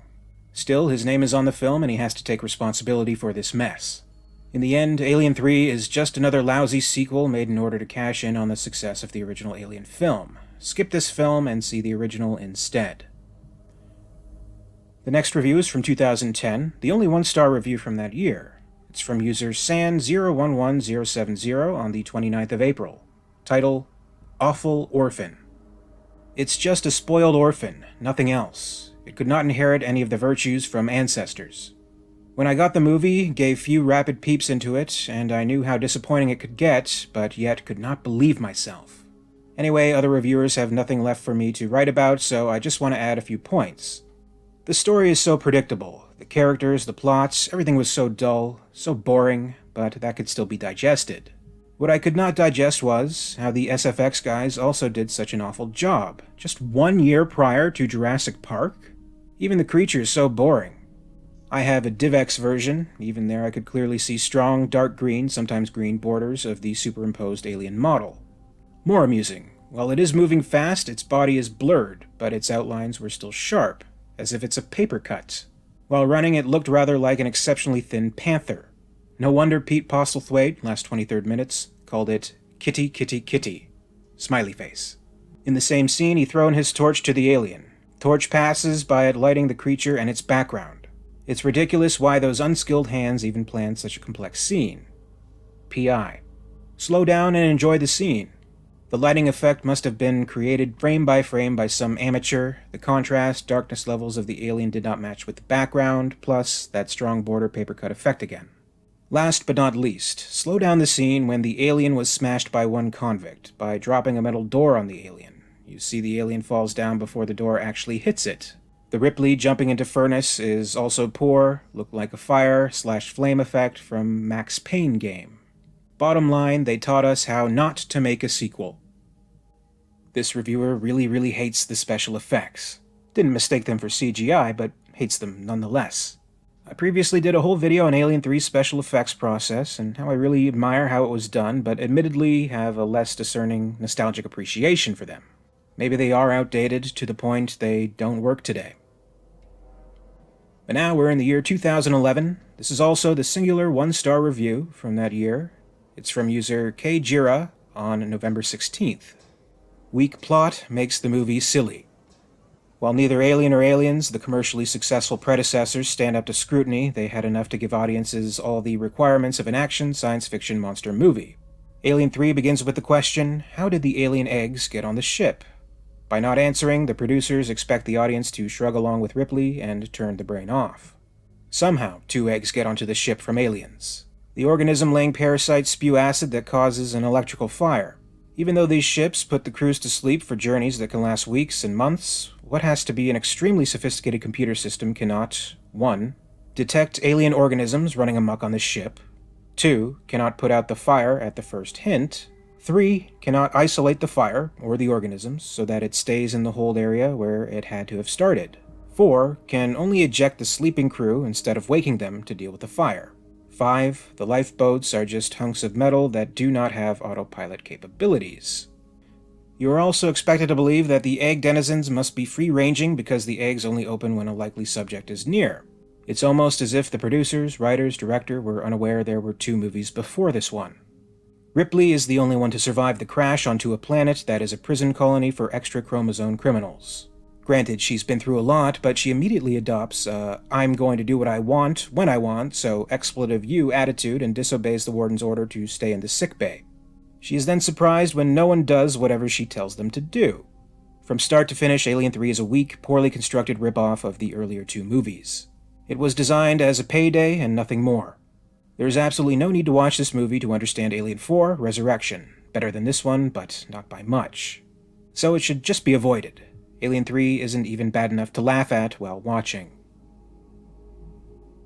Now, in 2012, user Dave Appleton, 24121-346, writes a review on the 27th of January. The beginning of the end of the great saga. For me, this movie should never have been made. Firstly, this movie lacked an emotional depth that both Aliens and Aliens had, and as such, the journey of Ripley, which in essence was her facing fears and growing into the powerful leader she was destined to become, became muted. There were many problems during the production of this movie, and Fincher, who is an excellent movie director, struggled to put forward a film which could carry the emotion of Ripley's journey and the mysteries of the alien creature and its origins. Alien played out our fears of loneliness in the vacuum of space, and played out a simple story in the most beautiful fashion that watching the movie can be the most unsettling experience, but an unforgettable one. Aliens expanded the story of Ripley, and was the perfect antidote to the helpless loneliness of the first movie. Cameron didn't try to emulate the first movie, but did what any good director would do and created something bigger and upped the tempo. Ripley played the parent role in her relation to Newt after finding out her daughter had died of old age while she was in hypersleep, which gave her that protective role and also gave the platform to face her fears of the original movie on a bigger scale. Alien 3 would never have been able to top Aliens in terms of pace and action, and going back to basics, which it did give it direct comparison with the original Alien, and it of course fails in its comparison. Firstly, the story is depressing as Newt, Hicks, and Bishop are killed off, though Bishop does make an appearance. Ripley is doomed from the word go as she is impregnated with an alien queen, so all her previous heroics were essentially for nothing, and I felt a sense of loss in the saga. The characters, bar Dance and Glover, are pretty forgettable, and despite the attempts to create an atmosphere like the original movie, this just doesn't work, and instead I felt disappointed. The CGI effects are also just abysmal. Why did they do that? Take a shot. They look fake and spoil an already dour movie. On a more positive note, this movie, in my eyes, is a masterpiece when compared to the even more dreadful Alien Resurrection, which is a cinematic disaster. My advice is keep away from this movie, as it's the beginning of the decline of the saga which was so brilliantly enjoyable with Alien and Aliens. Fingers crossed, Ridley Scott's Prometheus is another epic to add to the saga. If anybody can pull it off, though, it's Ridley Scott. That's right, this is early 2012. Prometheus had not come out yet. Lots of fans were anticipating Ridley Scott's return to the series. Just out of curiosity, let's check Dave Appleton's profile to see if he ended up watching it and left a review, and... that's unfortunate. A bloody awful movie, he says. Ridley Scott apparently did not deliver. But, well, Scott didn't deliver. Fincher thinks we're fools, at least according to Nuno Proença's review, written at the end of the year on December 13th, 2012. Here's what they had to say. Regardless of the many posts I've read regarding the way the eggs, there had to have been at least 3, got on board the ship, I don't recall seeing any explanation that covers all the possible plot holes. The Queen can lay eggs without her ovipositor? When Ripley shoots at it, you just see egg yolk coming out. The egg develops inside the ovipositor. And again, you're talking about at least 3 eggs. Bishop brought the eggs? The eggs open when someone is nearby. They would have attacked Hicks in the shuttle. The eggs were not found before hypersleep? No, and they would not open unless someone approached them, which is hard to do when you're in a cryo chamber. Facehuggers crawled into the shuttle without attacking Hicks, or Ripley, or Newt? And how exactly did the eggs open, and they ran all the way up from the processing station to the shuttle? I cannot condone or forgive the existence of a movie which makes a mockery of the ending of 2 of my favorite films ever. It's as if Darth Vader came back from the dead with no explanation in order to kill Solo, Leia, and Chewbacca. The aliens were creatures, intelligent ones, sure, but not supernatural Freddy Krueger-like beings who are immortal. As far as I'm concerned, this movie is a bad joke. Well, Darth Vader didn't come back from the dead for no reason, but Palpatine did. I personally feel Rise of Skywalker is more of a mess than Alien 3, but I really want to see an extended cut of it. I'm not sure if that will ever happen, though. But anyway, we're now in 2013. Movie Fan Guy 87 titles his May 21st review, An Offense to the Fans and to the Last 2 Movies. Ridley Scott did a thriller sci-fi masterpiece back in 1979, then James Cameron conceived a sequel on par with the first movie. He even added some new characters to the Alien universe just to make the story go further in the future. Now in 1992, we had this sad excuse, which I'll never consider as a canon. Alien 3 lacks in plot, effects, and why not good taste. They made a movie who killed the stories by Ridley Scott and James Cameron. It's almost like saying to the audience that all those characters you love and cheer up for mean nothing. Killing Newt was an obscenity, for sure. Sigourney Weaver made such a big deal about not wanting guns in the movie, but killing a young girl was okay for her. I blame Fox, Vincent Ward, he was the one who gave the idea of killing Newton Hicks, and Sigourney Weaver herself for being a co-producer of this sad excuse for a movie. She did the same on Resurrection. For me, there's only 2 movies on the Alien franchise. Alien and Aliens, all the rest is disposable. Lots of people take issue with the deaths of Hicks and Newt, as we've seen quite a bit here. But not everyone is a Newt fan. Not this next reviewer, at least. The title of the review is, At Least They Killed Newt. This is from user Hoity Hoity on October 6th, 2014. Unfortunately, they killed Hicks and Bishop in the process. This film is just simply a piece of crap. It has nothing going for it. It fails as an Alien film, it fails as drama, it fails as action, it simply fails as a story. And the biggest sin of all, it wrecks the Alien canon forever, and marks the downturning point where it all sank into oblivion, never to recover. With Ridley Scott's god-awful Prometheus, at least this popular abortion has been knocked back out of canon again, taking everything else post with it. But it's a Pyrrhic victory. Prometheus is only marginally more watchable than A3. There was a script, which I've read about half of, proposed by William Gibson, that would have made a fantastic film. He preserved Hicks, I can't remember whether he got rid of the snot child or not, gave Bishop a bigger role, gave Weyland-Yutani a bigger role, and gave the alien a few more biotricks to have up its sleeve. But the producers were too busy snorting coke and slamming each other's genitalia in the door while their paid sycophants told them how great they were.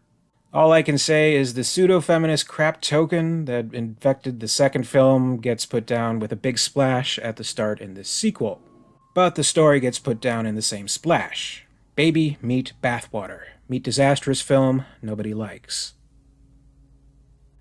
A very angry review, but whichever half of the William Gibson Alien 3 script they read seems to be preferable to the one we got.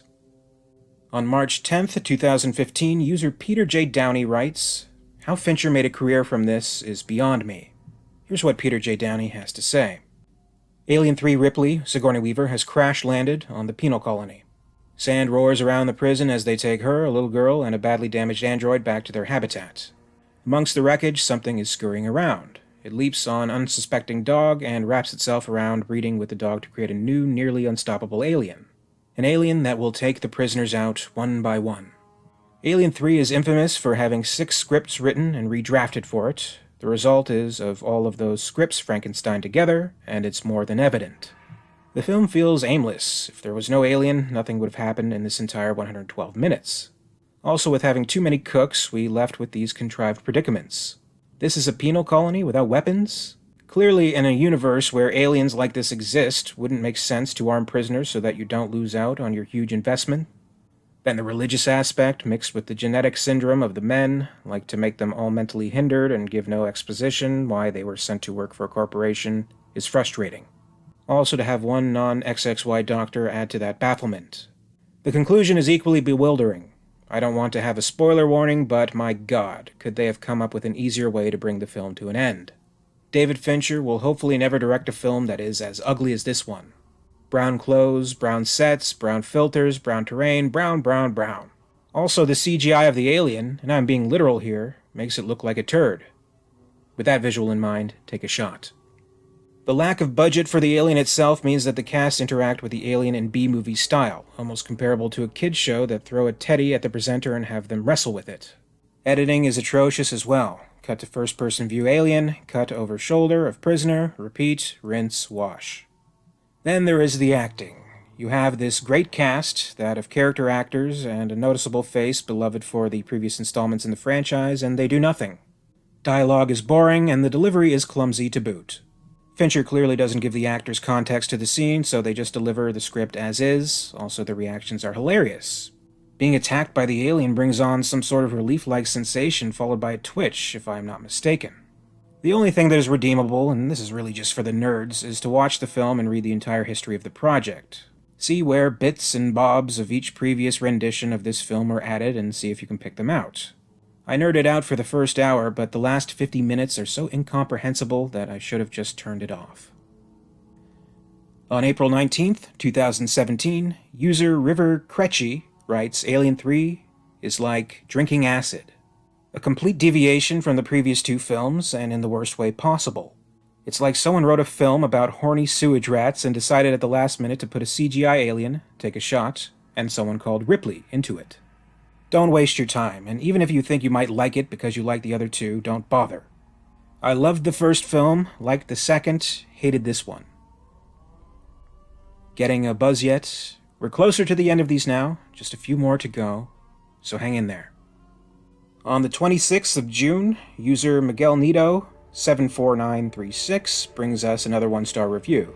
The title is, Two great movies have gone horribly wrong. Alien 3 had a certain hype because of the previous films, but neither Ridley Scott and James Cameron would be in this movie, which would be by the still debutante director David Fincher. And it was a very bad debut. Fortunately, the direct one showed it 3 years later in Seven.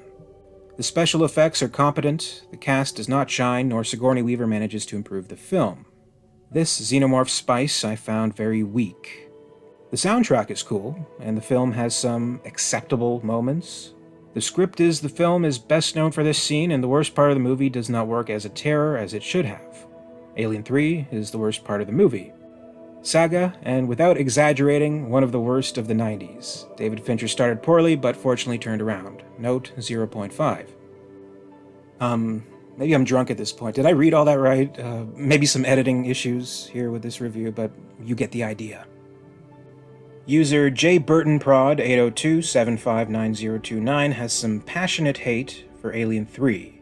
Here's the review from July 17th, 2017, titled, Not only a terrible movie, a terrible idea for a movie. Okay, so here it is, Alien 3. We crash land Ripley and all the survivors of aliens on the grossest planet ever imagined and make sure the audience feels like they've got scabies just from watching the movie. And we find out that Newt died a horrible death drowning and Hicks is also toast. But wait, there's more. Ripley gets Ash reactivated only to have him tell her to destroy him. That's sure to get the audience cheering in their seats. Oh, let's put a bunch of grotty guys on the planet and not a single woman. Because women never commit crimes. Then, let's cut off all of Sigourney Weaver's hair and make her look as unattractive as possible. Now here's the kicker. We have Ripley plummet to her death in a pit of fire while a chest burster rips through her. Now won't that just send the audience through the roof? I'm telling you, the audience will just love us for pissing on their emotional commitment to the previous two movies. Seriously? I can't imagine anybody in the pitch room saying, Great, let's greenlight this and get started. I recently rewatched this horror to see if it was as bad as I remember. It is. Alien 3 is not only a terrible movie, it's a terrible idea for a movie and never should have been made. The sad part is, Alien Covenant actually recycles some of the worst ideas from this festering turd. I wish I could give it -10. To hell with that. Negative infinity. Quite unhappy with the movie. I think they meant Bishop when they were referring to Ash, though. And there's an issue with the prison being filled with only men. I suppose maybe somewhere in places around the world there are co-ed prisons, but not likely that many. It might have been interesting to see Ripley in a women's prison instead, though. Maybe something like that could have worked. Have her stuck on a planet with Sinead O'Connor and Demi Moore, something like that. But as is, the movie is negative infinity, according to this reviewer. They hate it. There are no one-star reviews in the year 2018, though, so we're going to jump to April 7th, 2019. User Cranodon65 has a review titled, Disappointing, to say the least. I vaguely remember when this movie came out in theaters, and I had already heard the general consensus was that it was lousy. It was probably 10 years later before I actually watched it on DVD, and I probably watched it 3 or 4 more times over the years. I tried to find some redeeming qualities, but cannot. It kind of defeats the whole purpose of Alien's ending. You have Newt, Hicks, Bishop, and Ripley all surviving, and then you kill them off except Ripley. I cannot imagine that this was the original idea, yet I see that Weaver co-produced. I've read some other articles that the plot was rewritten several times, from having an adventure with the surviving characters from Aliens to killing all except Ripley. The dark, depressing theme with ugly characters and a lot of plot holes just adds to the lousiness. Gritty is one thing, but it's more of a cop-out. If you ask me, when and if they finally tie the prequels to the current Alien universe, they should retcon Alien 3 and Resurrection, which were both total garbage. Weaver should never be allowed to have creative control either. It shouldn't become a one-woman show. Weaver is a good actress, but it's time to pass that torch. On May 2nd, 2019, user Elliot Jerry writes that Alien 3 is one of the worst films ever made. Terrible. Why set an alien film on a planet of British skinhead prisoners? The story, the acting is all bad. The story only kicks in near the end, and it's still bad. Skip to Resurrection. User HBoneFlash has a 1-star review on August 16th, 2019. It's titled, A Turning Point in My Life. I hate this movie. I really liked the Alien franchise until I saw this, and now I'll always be a little sad and disappointed thinking about anything having to do with it. This movie was the first time, age 22, it really occurred to me that Hollywood could just suck. That big-time filmmakers could just be clueless nobodies. They killed Newt. All of the characters are depressing losers. How could you think of making a movie where not one character experiences a single moment the audience can identify with? Why would anyone want to spend that much time watching scenes of brutal violence that lead to no happiness whatsoever? These are questions I will never bother to seek answers for. The only positive thing about this movie is that it gives me the opportunity to write the easiest review I could ever write. Our next review is from November 12th, 2019. It was a simpler time. None of us had a care in the world, did we? Oh, how naive we were. This is from user JetBat94. The title, When You Forget You're Watching an Alien Movie. It's got to be bad when you're 2/3 of the way through the movie and forget that it's an Alien sequel. The writing was so bad, in order to make the dialogue long enough for the 2.5-hour bore fest, the F-bomb becomes every other word. When you have no creativity, you resort to the lowest common denominator. By the end of the movie, I couldn't care less what happens to Ripley. And with a $50 million budget, they could have made better looking miniatures or alien costumes than the horrible CG. Take a shot. This movie is pure garbage compared to the other two masterpieces. The end of Aliens is a fitting end, as this horrible sequel never needed to be laid down on film. The next review is from May 2020. More people are staying in, maybe revisiting some old favorites, maybe doing an Alien franchise marathon. But when this user reviewed Alien 3 on May 12th, they did not have positive things to say with their 1-star review. The title, Revolting. This thing gets things off on the wrong foot by pissing on the previous movie's emotional underpinnings, killing off 2 characters from the previous movie, because. Too much nihilism, not really giving a damn about anything. Short and sweet, but reflects on a lot of what these other reviewers have been saying. The next review, titled, I did not think it was possible to take an amazing franchise that won Oscars and had universal critical acclaim and drive it through the mud, is from user Nahum the Best on the 11th of July, 2020. Summary of my review. I gave the first 2 films 10 out of 10 each. This film had 5 times the budget of the first film and 3 times the budget of the second film, and we get absolute garbage. 99% of the film is dialogue, and the single alien in this film barely showed up. James Cameron's ending to the second film is completely destroyed right away at the start of the film, and the protagonist is killed at the end of the film. Are you kidding me? The dark, creepy visual atmosphere in this film is nothing at all like the previous 2 films, and instead we get lots of light and brightness everywhere. And the supporting cast are immediately forgettable. The movie depicts the director's vision, and the director of this film, who had 0 movies under his belt, failed horribly, as did whoever the expletive hired him to direct such an important movie. This movie only did good at the box office because everyone thought it'd be as good as its predecessors, but it only piggybacked on their success. This movie was incomprehensibly bad. I did not think it was possible to take an amazing franchise that won Oscars and had universal critical acclaim and drive it through the mud. This movie starts off by immediately murdering James Cameron's good ending to the second film, and it ends by killing the protagonist. Are you kidding me? And in between, this movie also killed everything good about the Aliens' first 2 films. I just watched the first, second, and this third film back-to-back within 2 days. I loved the first one, and I super loved the second one. But this third film was absolute garbage. Problems with this movie. 1. Story by Vincent Ward and screenplay by David Giler, Walter Hill, Larry Ferguson. These are the ones responsible for writing this garbage. 2. Directed by David Fincher. This was his first movie ever. What the expletive were the producers thinking in hiring somebody with 0 movies directed? Ultimately, a movie tells the vision of the director, and this guy failed completely. But whoever hired him also failed. Did this expletive even watch the first 2 films?